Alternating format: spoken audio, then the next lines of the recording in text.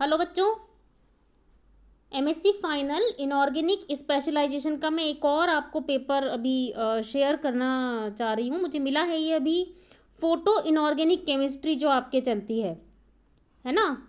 तो सबसे पहले तो आप मेरा चैनल शेयर कर लीजिए, सब्सक्राइब कर लीजिए, और जो अगर वीडियो पसंद आए तो लाइक भी ज़रूर कर लीजिए। तो जो जो हिंट मैं आपको दे सकती हूँ वो भी मैं आपको दूंगी। तो देखिए, अपन स्टार्ट कर रहे हैं 2018 में फोटो इनऑर्गेनिक केमिस्ट्री का जो पेपर आया है ना। आप नोट भी करना स्टार्ट कर दीजिए और आपको एंड में मैं शेयर कर दूंगी पूरा, तो स्क्रीनशॉट ले लीजिएगा।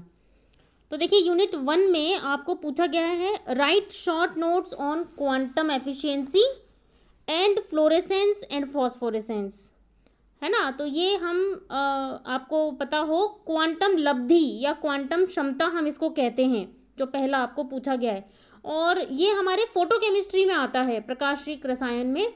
और हमें मालूम है कि जब कोई भी रिएक्शन हम कराते हैं किसी मॉलिक्यूल पे, रिएक्टेंट मॉलिक्यूल पे हम लाइट डालते हैं, तो जो क्वांटम एब्जॉर्ब होता है उसमें से पर्टिकुलर फ्रीक्वेंसी की लाइट जब तक किसी मॉलिक्यूल को नहीं मिलती है वो एक्साइटेड स्टेट में नहीं जाता।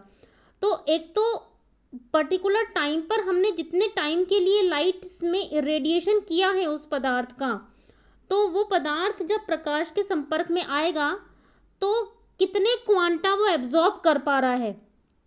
तो पहला तो वो नंबर है कि एब्जॉर्ब्ड क्वांटा का नंबर क्या है, लेकिन उसमें से कितने मॉलिक्यूल क्वांटा एब्जॉर्ब करके रिएक्शन कर पा रहे हैं, यानी कि उसी टाइम में, मतलब किसी दिए गए टाइम में क्रिया करने वाले मॉलिक्यूल का नंबर और एब्जॉर्ब्ड क्वांटा का नंबर का जो रेशो है, जो अनुपात है ना, उसको हम क्वांटम एफिशिएंसी बोलते हैं, जिसको हम फाई से डिनोट करते हैं। या आपने पढ़ा होगा बच्चों। और अगर हम इसको आइंस्टीन की फॉर्म में बोलें तो पर्टिकुलर टाइम में रिएक्शन करने वाले मोल्स का क्या नंबर है और डिवाइडेड बाय कितना आइंस्टीन का नंबर एब्जॉर्ब्ड है, क्योंकि आइंस्टीन यानी कि क्वांटा, है ना। और एक तरीके से ये भी कह सकते हैं कि रासायनिक अभिक्रिया का वेग कितना है, rate of the chemical reaction upon absorbed Einstein का number, this is the quantum efficiency.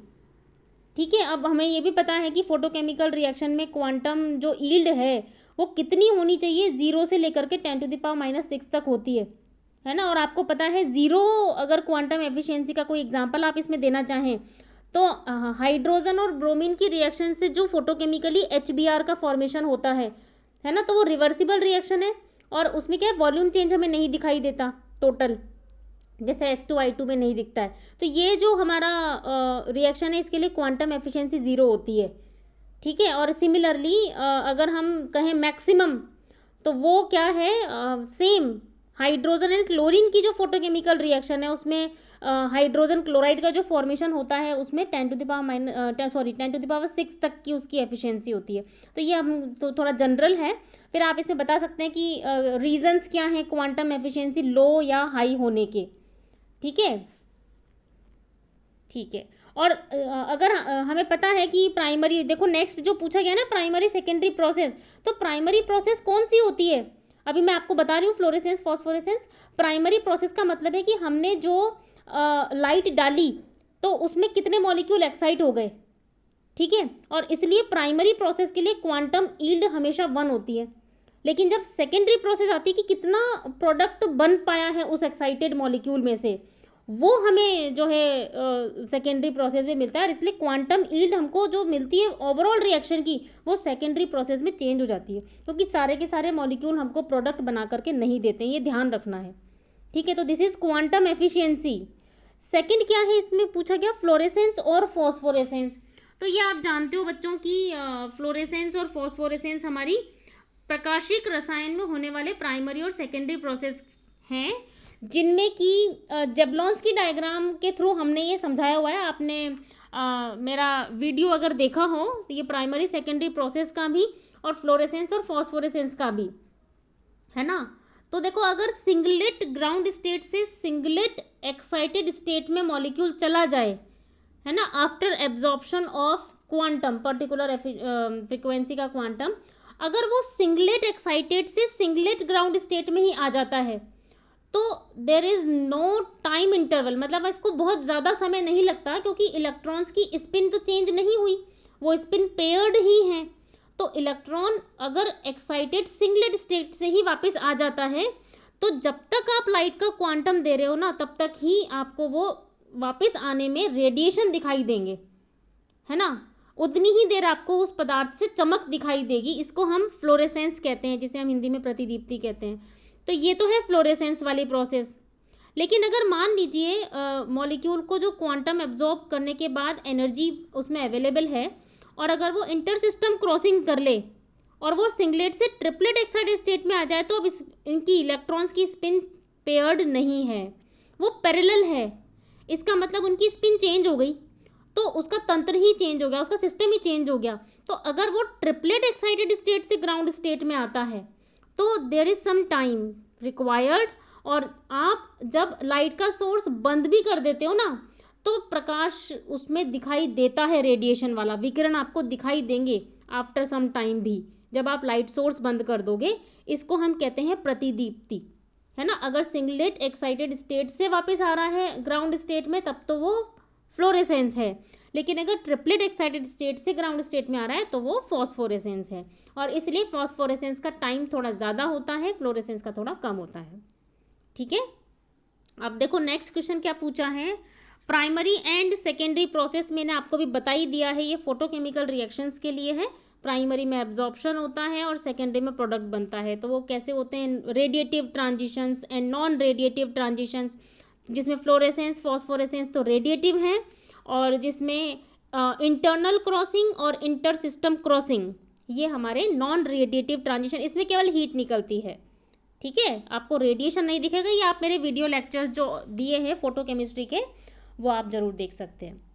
फिर इसका देखो क्वेश्चन सेकंड का बी पार्ट है, फ्रैंक कोंडोन प्रिंसिपल। ये आपने पढ़ा होगा बच्चों, जब एनर्जी एब्जॉर्ब करी, जैसे हमने बोला कि लाइट दिया है हमने क्वांटा मॉलिक्यूल को, तो मॉलिक्यूल ऑब्वियसली एक्साइटेड स्टेट में जाएगा, है ना। तो उसमें वाइब्रेशन, देखो वाइब्रेशनल स्पेक्ट्रोस्कोपी अगर आपको ध्यान है, तो उसके अंदर जब मॉलिक्यूल ने एनर्जी एब्जॉर्ब कर ली, तो ऑब्वियसली उसमें ट्रांजिशन हो रहा है, इलेक्ट्रॉनिक ट्रांजिशन हो रहा है, इलेक्ट्रॉन्स ही जा रहे हैं एक्साइटेड स्टेट में। तो फ्रैंक कोंडोन प्रिंसिपल क्या है कि जब किसी मॉलिक्यूल में एटम्स की हम बात कर रहे हैं, तो मॉलिक्यूल एक्साइटेड तो हो गया, अब उसमें ट्रांजिशन इतने ज़्यादा फास्ट और इतने कम समय में हो रहे हैं, इतना कम टाइम वो ले रहे हैं, कितना 10⁻⁻15 सेकेंड्स तक का इतना कम टाइम है।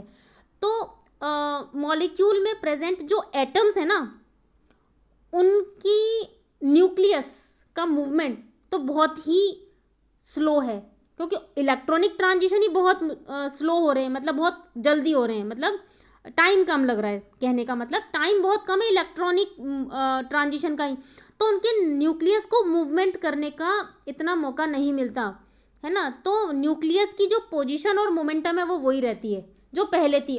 बिफोर ट्रांजिशन जो न्यूक्लियस की मोमेंटम और पोजीशन थी वो वही रहती है, और आफ्टर ट्रांजिशन उनकी वही रहेगी। और इसमें जो इसका ट्रांजिशन है, सपोज मैं इसको वी डैश कह देती हूँ फर्स्ट स्टेट में 0, तो v double dash after transition भी वो 0 ही रहता है। लेकिन इनकी जो स्पेक्ट्रम लाइंस है ना, वो बहुत ही ज़्यादा इंटेंस होती हैं, तीव्र मिलती हैं। This is Franck Condon principle, कि न्यूक्लियस का मूवमेंट नहीं हो पाता है और इलेक्ट्रॉनिक ट्रांजिशन फास्ट होते हैं।